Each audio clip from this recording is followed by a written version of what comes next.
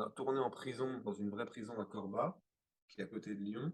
Et du coup, on a donc sympathisé, on a collaboré avec les gens de la prison qui ont été très ouverts et très à l'idée qu'on vienne tourner chez eux.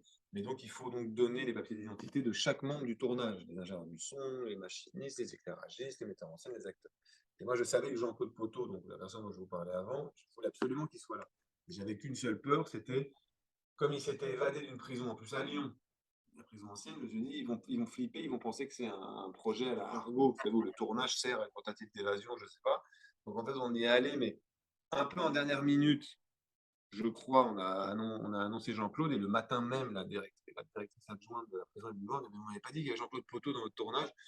Et donc j'ai dû lui dire, en fait, j'ai vu qu'à un moment donné, elle prenait un risque. Elle se dit, je prends un risque en faisant rentrer Jean-Claude Poteau. Et en fait, elle m'a fait confiance. Et moi, vraiment, j'ai essayé de la rassurer au maximum. Et même moi, j'ai fini par douter. Je me suis dit, putain, ça se trouve, parce que c'est vrai que c'est des endroits de la société qui sont étranges, quoi, de tourner dans une prison où il y a vraiment des gens qui sont là. Et nous, on est en train de faire un film. Il y a des moments où on est un peu parfois mal à l'aise. On se dit, est-ce qu'on a le droit de tourner ici? Est-ce que c'est pas obscène de venir tourner dans une prison? Et en même temps, c'était très important parce que j'avais besoin que cette première scène aussi, qu'elle sonne très vraie, quoi. Pour le coup, il n'y avait pas de côté conte ou je sais pas quoi. J'avais besoin d'être très réel.